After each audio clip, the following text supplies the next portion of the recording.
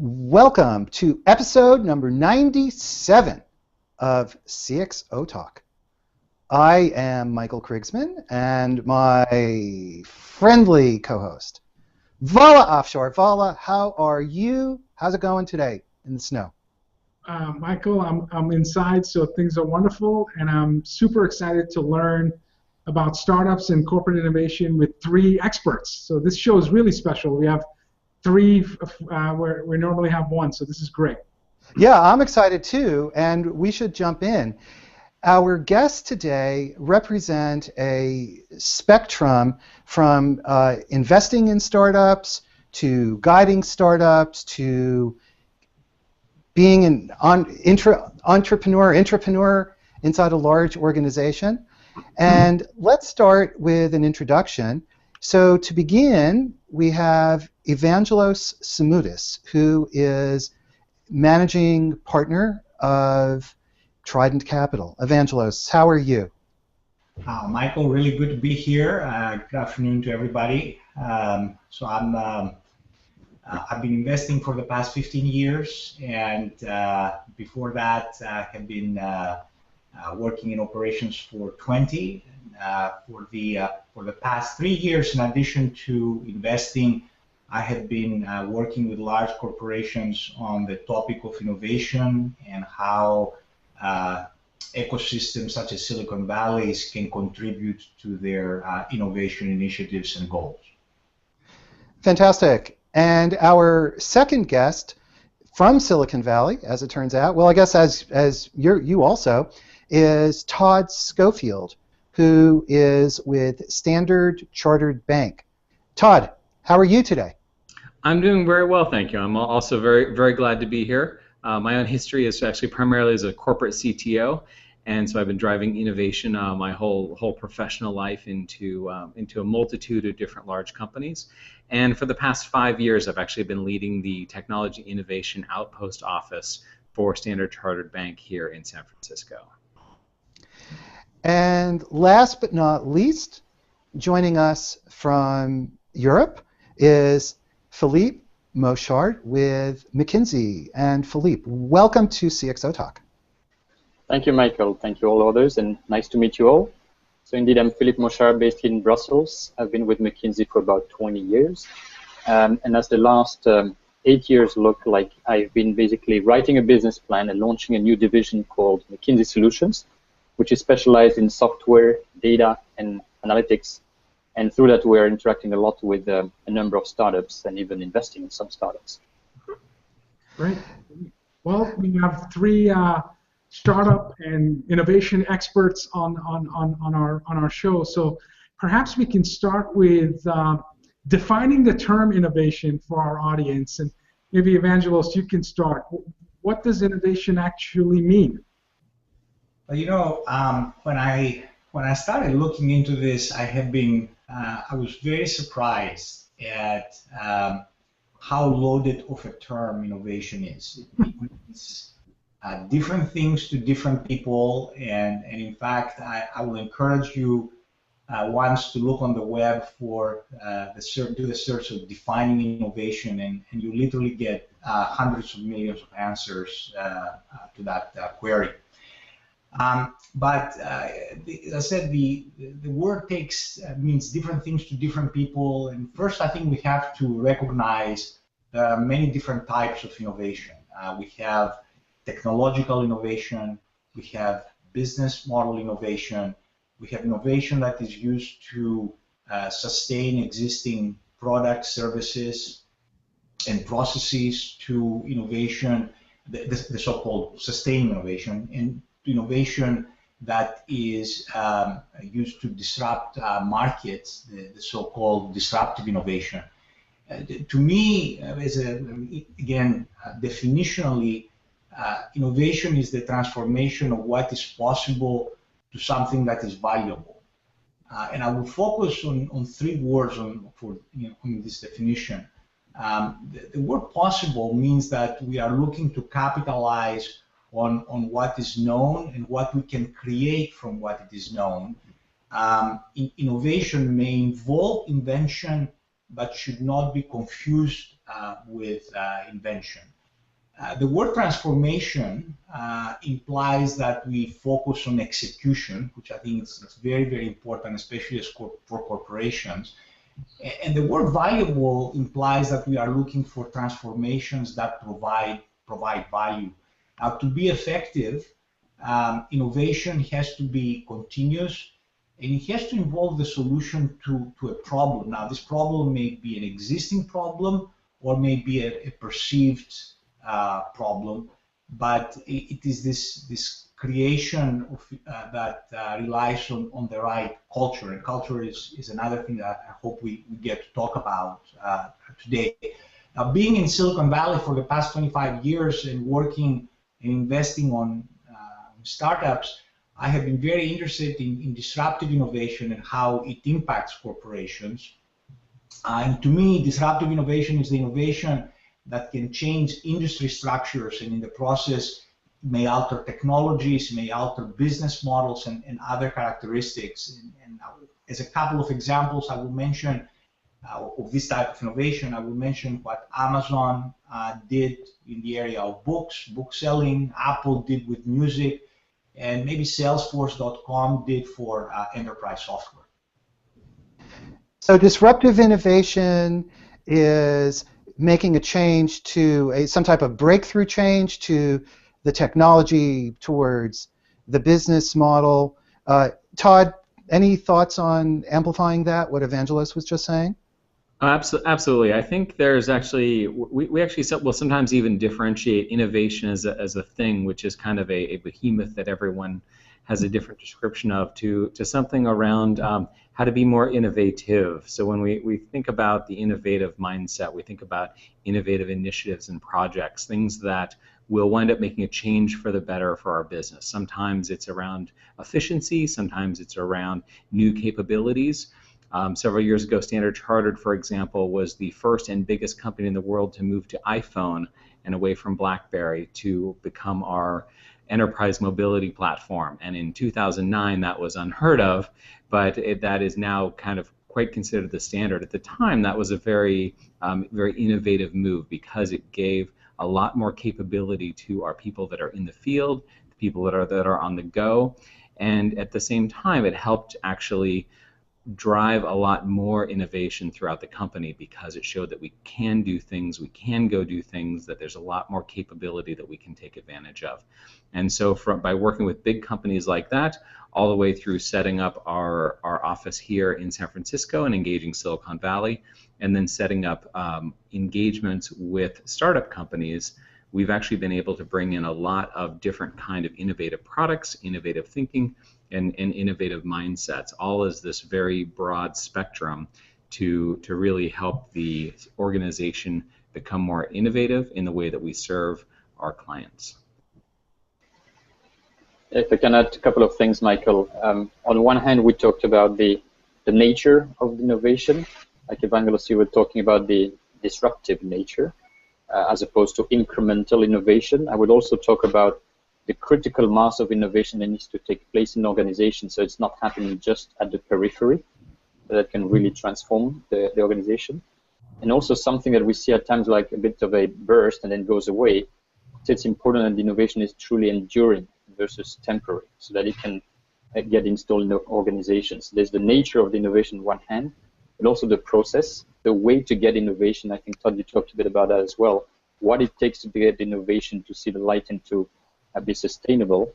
And I would just cite there the ideation, the execution, but more fundamentally the ongoing change and cultural change that it requires, which is probably, as an innovator in a company, one of the biggest points of attention. Not just getting ideas and seeing how they can be successful in the market, but how to make sure that the rest of the organization changes accordingly. Can you guys help link innovation and achieving, corporate business objectives?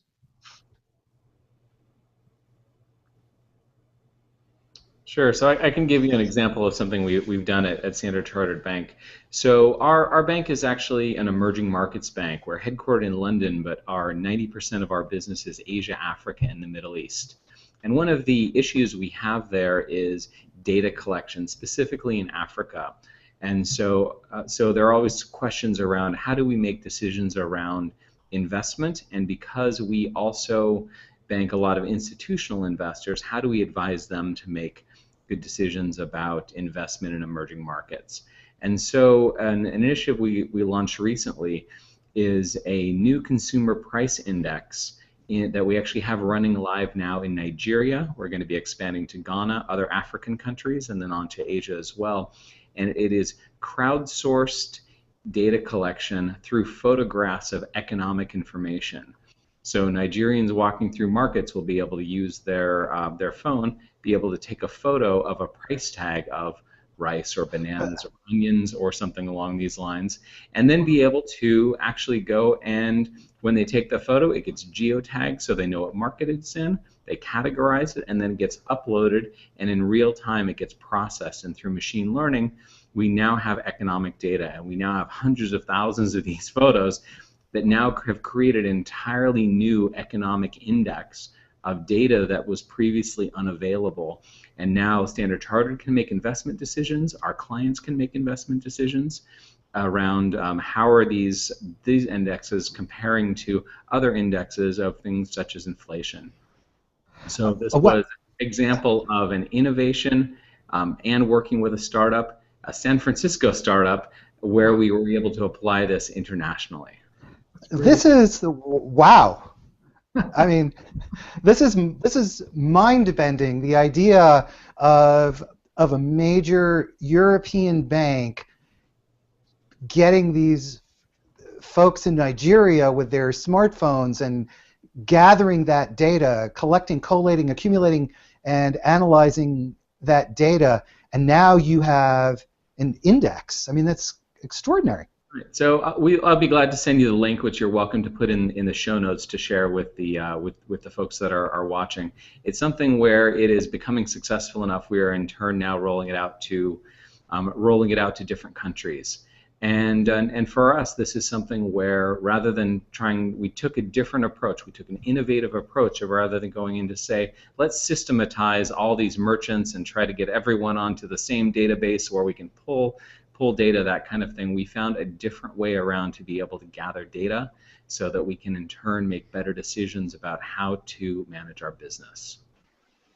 And Todd, what kind of business benefits are you getting? Is it more ideas, like new investments you would not have done otherwise, or differently, or efficiency, all of the above or more?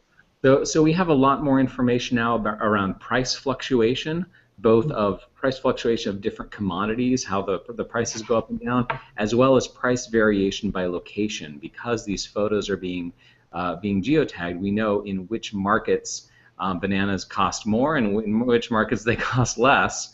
And then we can actually start to make some correlations around is one closer to a seaport, and those bananas came through that seaport, or what is we can actually start to infer some of the reasons behind this, and those in turn point to bigger things. Standard Chartered is while we have retail locations in many countries, a good portion of Standard Chartered's business is around trade finance.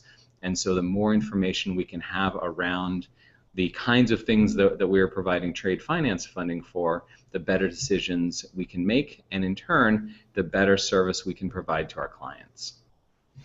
Michael, we should talk.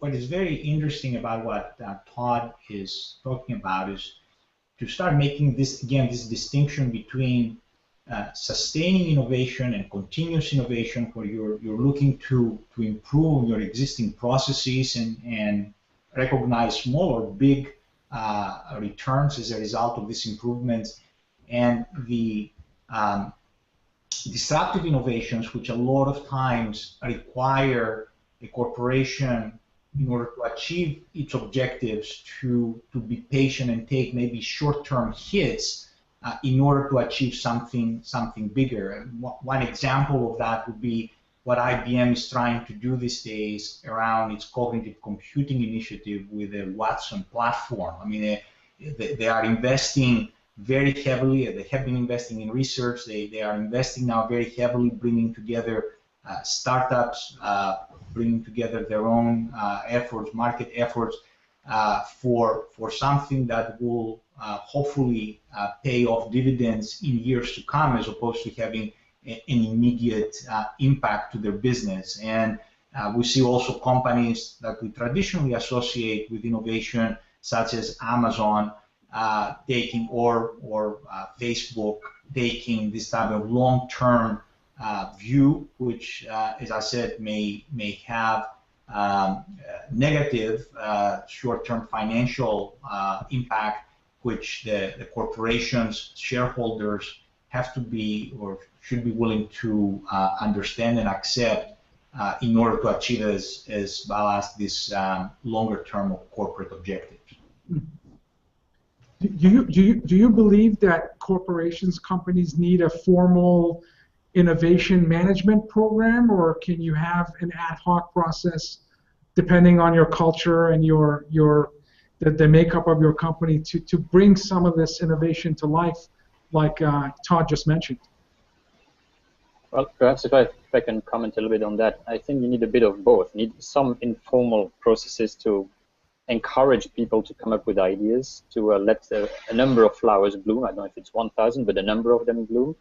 But at some point in time, if you do want, at least in my mind, if you want to have something that is really transformational, that goes beyond the critical mass in the core business, to your question, does it have to be linked to the core business at the end of the day? Yes.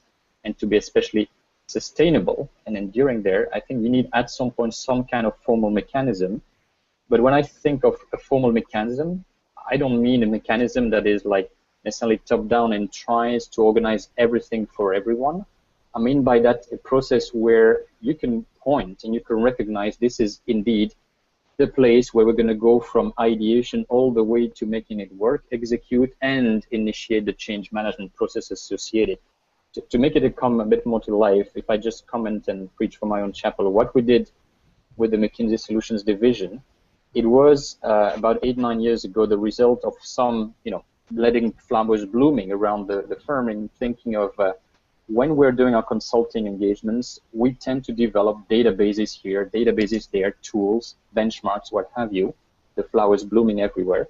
But at some point came a point of saying our clients would want that to be a bit more formally organized, and we would also like to get it better structured so that we get a fuller impact out of these many flowers. And for that, you need to put more muscle behind it and over-invest in one area and reduce the investment in those that are maybe a bit less successful. So what did we do? Well, that's at the point at which I wrote that business plan for our shareholder council, our group of global directors.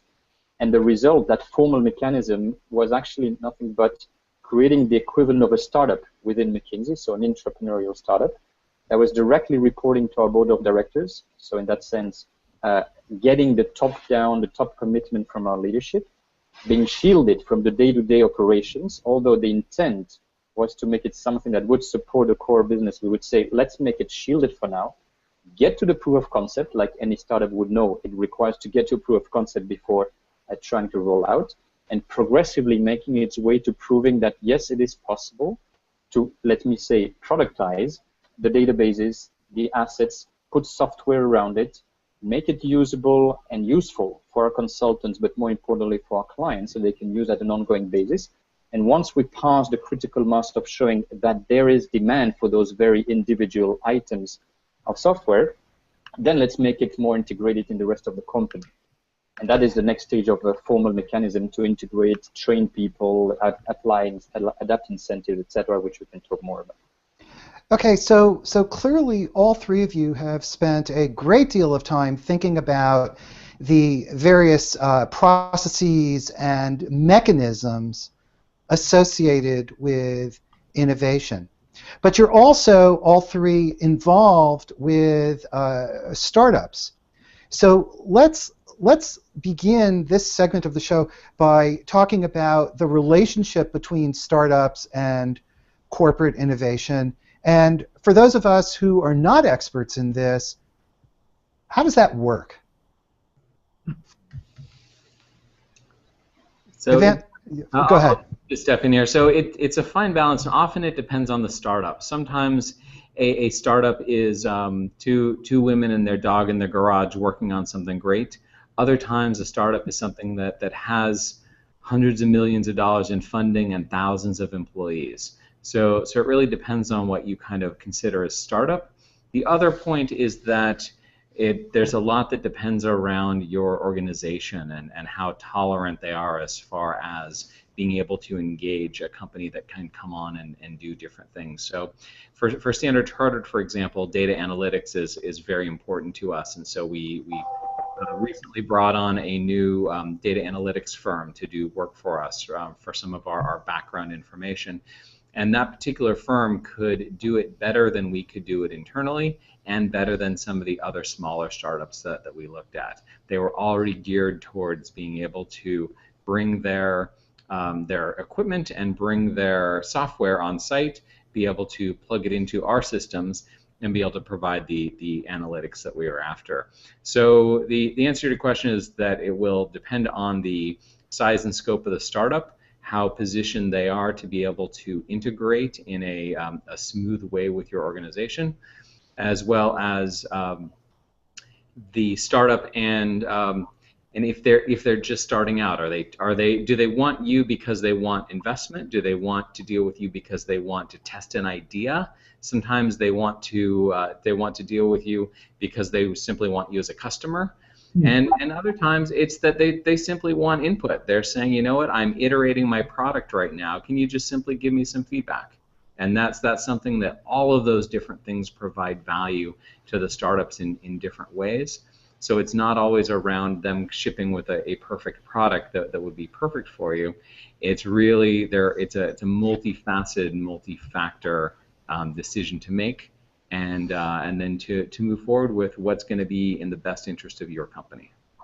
So we are seeing a couple of different modes of interacting for large corporations to interact with startups around their innovation initiatives. In the last 2-3 years, we are seeing corporations that are actively coming particularly to Silicon Valley, and they're asking us for introductions to our portfolio companies around specific areas of interest. Todd mentioned big data and analytics, cloud computing is another one, mobility is a third one, and so through these interactions, the startups tend to establish the initial relations, which often used to proof of concept agreements and maybe something more. On the other another way is that for corporations, very much again like Standard Chartered, they have started establishing operations in areas such as the Valley, and either through their incubation programs or through direct funding, because they have venture arms, they are starting to engage very actively with the startup ecosystem. Finally, we as investors, again, as part of the value that we provide to our portfolio companies, we maintain a broad network or broad networks of executives in corporations. Through the dialogue that we have with these executives, we try to understand what are top of mind problems, and depending on the problems, if we have relevant portfolio companies, we will also bring them in contact with a corporation. So the 3 different ways for startups to engage with large corporations. Now, Philippe, what about how do you ensure that when you are working with a startup that it is fully aligned with the corporate innovation objectives, and how do you make that relationship work in an effective way, from the McKinsey perspective rather than from the startup perspective? Sure. Well, it has to go both ways. It has to be effective for the startup and for us. But just first on our side, give you first a little bit of context. As you can imagine, we are looking for, a priori, a pretty broad set of use cases in which some startups are active, because as management consultants, being a global firm addressing basically all sectors of the economy, including public services and basically all functions, our intent over time with our division McKinsey Solutions is to have an activity that, let me say, is asset-based consulting or software and data on virtually every one of those intersections between sectors and functions. So you could say on one hand, well, it should be, quote unquote, fairly easy to find something of relevance. Well, actually, that can make it also a bit difficult because we're looking for a series of characteristics that make those startups fit a number of use cases where we are, as consultants, reasonably sure that there is sufficient demand from our clients, that they will want to address these issues on a recurring basis, and that, more importantly, in the short term, that what we call our practices, these are our experts in the field, will definitely want to develop an activity that is, let me say, asset-based. And so what we do, we have basically, to make it simple, two types of approaches to look for startups that would fit that, and therefore that would be aligned with our agenda. If we already have a solution in the field, and again I repeat, a solution is a combination of data and software and analytics services. If we already have a solution in that space, call it our own startups, because we've built our own software companies over time. We have one, or we have an intent very clearly to build one, so it's the same category. Then we have a proactive outreach to networks of startups, be it coming from the Evangelos of the world, interacting with investors in several areas like the Valley, Israel, London, etc. And we try to stay in touch with them and say, these are the use cases in the areas in which we know we are currently investing or would want to invest in building the solution. When I say invest, which I'm not saying we want to buy a company necessarily, but we're looking for startups to complement ourselves. In which case, we say, look, investor, do you have that? We can even reach out to some of the larger visible startups like Todd was alluding to, or we even ask our clients, say, who do you know in your environment that you'd wish we would partner with? That's the proactive side of things. The reactive would be in all of the other areas where we don't have yet a solution or a clear plan for building a solution. We have about 30 or something solutions now, maybe the intent is go to 70. We're more reactive. So if someone calls out, and we're starting to get many more calls of people saying, would you consider partnering with us, startup or investor in that field, we can then react. But the alignment is going to be very critical with the agenda of our practice. And to make sure there is that alignment, after having spotted a company that can a priori respond to those use cases, we have 2 or 3 simple steps. The first one would be a due diligence. We have our experts talk to them, see if what they have makes sense and can fit those use cases. If it does go through, then we have a pilot. We find one of our clients where we can test it in the field. Sure. We go jointly, or they are a supplier of us, the startup is a supplier of us, it depends. But we go jointly in testing 1 case or 2 with a pilot client. And if it does work out to be something really interesting, then we go into something more formal. We never start with or usually don't start with a more formal part, and the formal can range from commercial agreements, full-blown acquisition, minority stake, joint venture, etc. We've done a bit of all of the above. Sure. There's been a lot written about technology spend shifting outside of IT. My question is, if there are formal programs within the company to engage with startups, are you seeing the line of business championing and sponsoring the relationship with the startups more so than the traditional IT CIO, or is it still this chief information officer that's the glue between the programs within the company and the startups that companies engage with? So at Standard Chartered, we actually really like to see both. We like to not necessarily have a hard path to go through. Sometimes a business head will hear about something. Sometimes a technology head will hear about something, and we try to actually make sure that those folks are aligned. And ideally, when I will bring a startup to them or something like that, I like to have them together, to bring them together at the same time. So it's not necessarily a path to go through. It's a matter of get everyone together, because then we can make a quicker decision.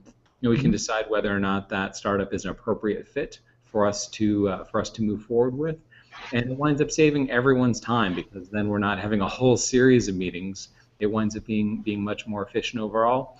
And it also gives, because a lot of the startups have competitors who vary, but have similar kinds of approaches, each with their own slightly different secret sauce.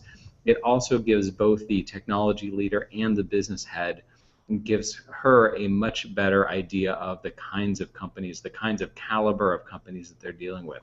Because sometimes they'll say, you know what, this company is either too established for us because they've already gone on, their prices are very high or something, or this company is not established enough.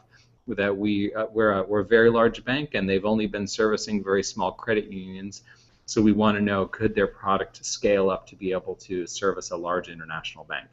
And so regardless of the company, actually the fact that you have the conversation with the business head and with the IT head, it prompts the kinds of questions that you need answered, and is actually a bit of a more efficient way. It's a more innovative way to go and look at how you can do onboarding. So Evangelist mentioned earlier this notion of culture, and we have a question from Twitter from Arsalan Khan, who mentions in the innovation mentality. So maybe what do you look to startups to help jumpstart that innovation mentality and culture? Or maybe just talk about this role of culture. I'm sorry, is the question to me or to Todd? To any of the three of you. Why don't, Evangelist, you jumped in, you want to maybe comment on it? Sure. We're seeing a spectrum of situations. In general, it is true that when corporations visit innovation centers such as Silicon Valley or Israel or New York and others, they are looking to startups and to larger companies that became large after being successful startups for what are the cultural characteristics that drive their success.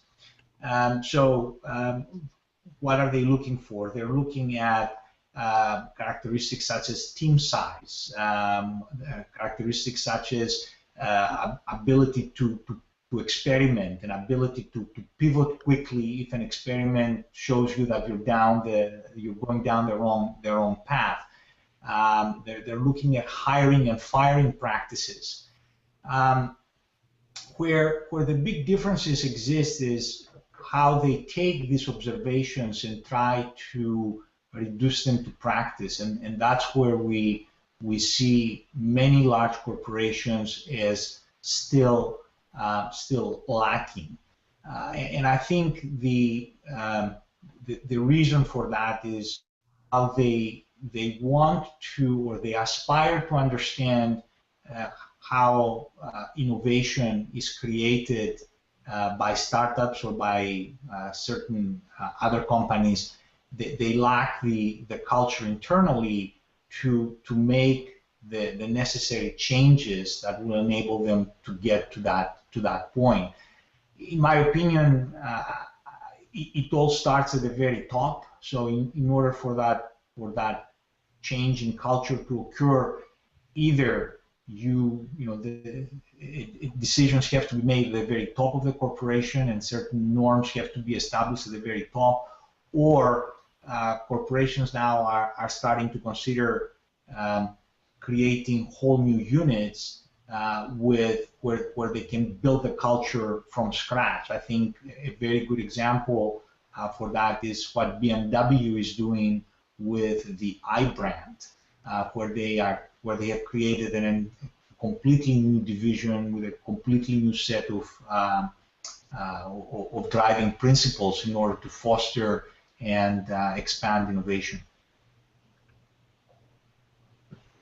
Philippe, any thoughts on this notion of using startups to help drive an innovation culture inside a larger organization?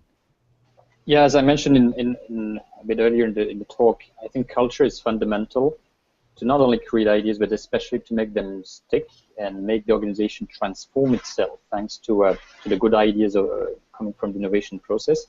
So when I'm looking at the startup, I would say there's one thing that's good about it, but one thing that's not sufficient. I'll come to it. So the one thing that is good, it can help indeed leapfrog certain innovation steps, like coming up with a proven idea that really focuses on an important, unaddressed or badly addressed, insufficiently addressed use case, business issue of the business owners. It can also bring a leapfrog, an important step in bringing talented people that are really entrepreneurial and will make that thing happen. So a number of good things about that push the approach that the company may have had a difficulty. We've brought in some startups in our division in an area where we knew we wanted to build something. We gained years in basically bringing that startup in, investing into it, and using them as the McKinsey solution for, call it, for instance, customer care and call center experience. What they don't bring is a fundamental first and very important conditions for success, which, at least to my taste, only the corporate can and should do, is basically organizing for the collaboration with the startup to be a successful one, and basically to collaborate, or even more, if it wants to integrate the startup, so that it does so in a way that doesn't choke and does not dilute the startup in the rest of the organization. It keeps basically its differentiating elements, helps it succeed while aligning the rest of the parts of the corporation that should work with it. And you should know that in, I don't know, 10 years ago and less than that, no, sorry, more than that, at McKinsey we were pretty reluctant to try and do collaboration with external companies that are like startups, or even more so to acquire smaller companies, because we have a very strong culture, we still do have a very strong culture, and it was difficult for us to integrate them in a people-based model. And now that we also have these software and we have this division of solutions, we have a better way to basically shield those individual startups, give them the benefits of being associated to us in terms of validating their value proposition, accessing our clients, getting support to globalization, increasing their talent capabilities through our global professional network, etc. Why not, let's say, diluting and choking them? And I think that latter part is the work that the corporation has to do itself, maybe triggered by collaboration and interactions rather with startups. But it could be dangerous if a startup goes too quickly inside the wall of a corporation that hasn't done its own, turnaround and change of mindset more than anything else. So Todd, I mean, when you're working with a corporation or a company, I mean, what are some of the what do you look for to see if they have an innovative culture? We've used words like innovation and we defined it, even though there's, it's not a standard definition, and we use words like startup, and you mentioned it could be 2-person in a garage to a 1,000-employee, 100 million revenue. Now, can we define culture, or how do you know a company has the appetite to work with a startup? Well, culture is another one of those sort of hard to pin down kind of things, because it means something different to the different folks you're talking about, and that's why we wind up talking with lots of startups and find who's going to be the right fit for us. In our case, as an international bank, we find that some of the startups we talk with in the financial technology world, or in things related to what we're interested in, that there's not necessarily a focus on wanting to do something in an international aspect. They might have a U.S. market focus in mind. In that case, that's very clear. That's a no harm, no foul. We're not offended, nor are they offended. It just happens to not be a very great match.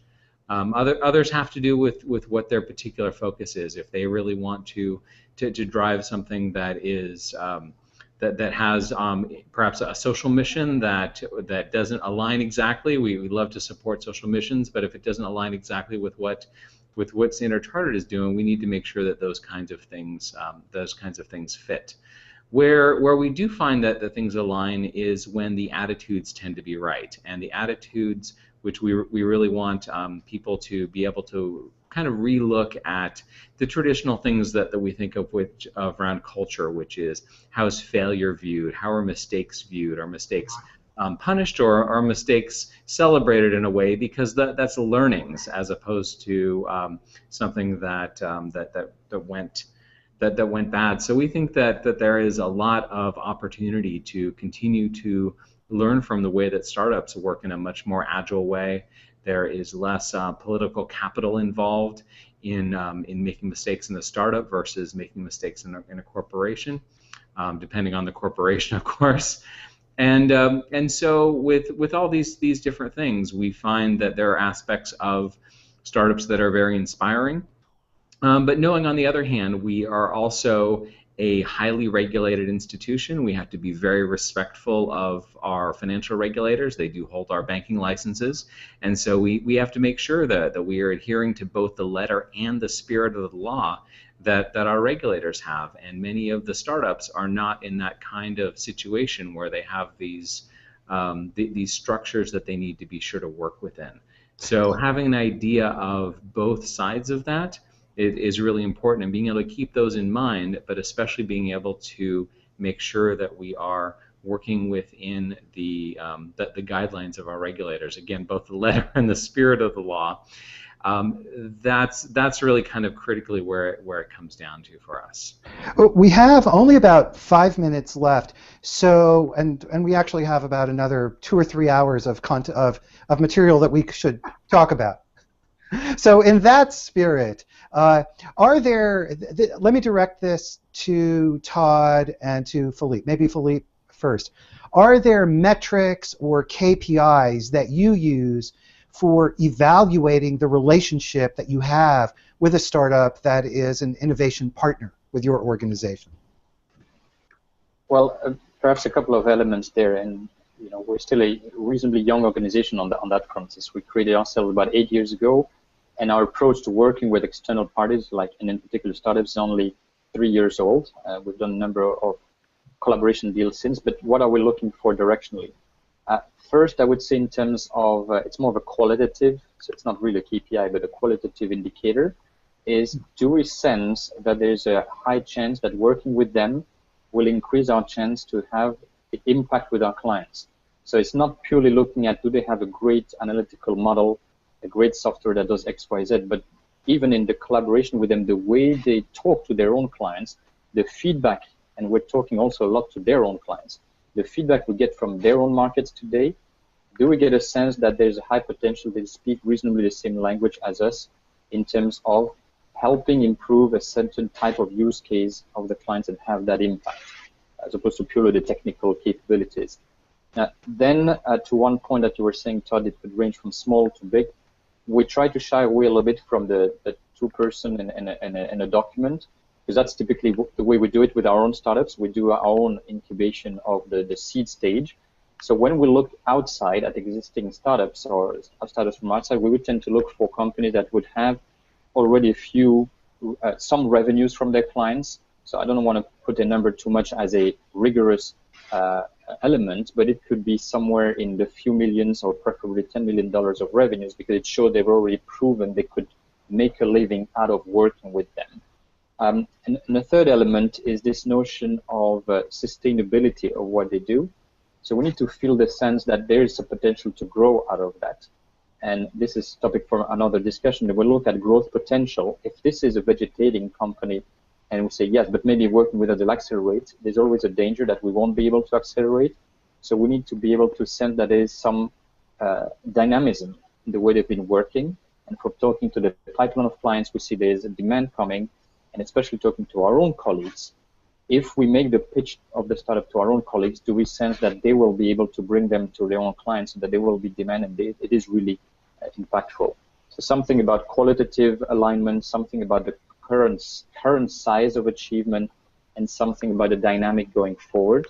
Not too much profitability, but growth-wise is, I would say, at this stage, the type of things we're looking for. Todd, any quick comments?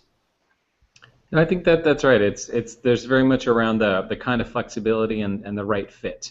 And so depending on the size of your organization, the size of their organization, the needs of your organization especially, and what that startup has to offer or what they can bring to the table, it needs to be something that's compelling, because you always have the option of other startups, you have the option of creating it yourself if you have that skill set. And so you as a corporation, you have different options, and so it's important to find that startup who's the right fit for you, who can really wind up helping your business, and at the same time you're helping their business. So it really works both ways. That's great advice. Evangelos, we're just about out of time. Vala, you're being strangely silent.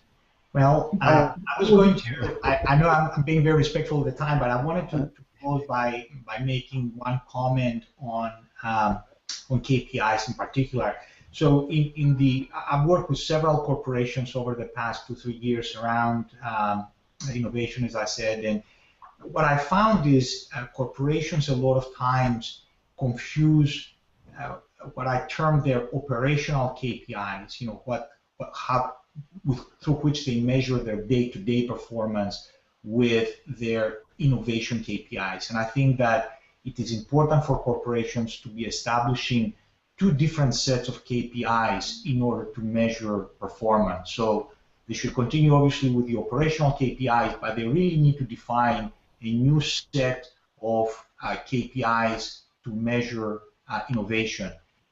I also think that as part of these KPIs, of these innovation KPIs, a lot of times corporations use the number of patent applications they have filed as a measure of how well they're doing with regards to innovation. And I have found this to be a misleading metric. They really need to establish, again, we need to work and establish a new set of metrics for that. I think examples from companies like Google or 3M may provide good guidelines there on how to measure innovation or how to create innovation KPIs, but we should not be confusing the two types. Great advice. Michael, I'm unusually quiet because normally we have one guest dropping lots of science on us, and today it's 3. So I'm just trying to keep up. I know, me too. It's like both of us are trying to tweet, but it's like, how do you do it? Yeah, we have exceptional content for our upcoming blogs, but yeah, it's very hard to keep up. Extraordinary answers. Thank you all. You know, and I think we are just about out of time, but it's been a fascinating discussion, and one that I hope both startups and large companies who are not here today hearing it live will turn to later, because the amount of content that you've given us and the advice for both sides is fantastic. And let's do this again, either here in CXO-Talk or maybe live. And I hope you guys will consider coming back for that. That'll be great. Thank you. Absolutely. And with that, we're drawing to a close for this week's episode of CXO-Talk. We've been talking about corporate innovation and startups and the relationship between large companies and startups with Evangelos Simoudis, who is a venture capitalist and expert on innovation based in Silicon Valley, with Todd Schofield, who runs the Innovation Center. I guess it's like an innovation lab for large London-based bank, Standard Chartered Bank, and Philippe Mochard, who is a partner with McKinsey and the co-founder of McKinsey Solutions. Vala, this has been awesome. What a great way to end a Friday afternoon. Thank you very much to all of you. Thank you. Great. Thank you for having us. Thank you so much, and I want to thank everybody for joining us. Next week, we are joined with a great photographer and venture capitalist and investor named Christopher Michael, and I hope that you will come back for CXO-Talk next week. And if you live in Boston like Vala and I do, we're getting another foot of snow, so enjoy it. And with that, we say goodbye. Bye-bye.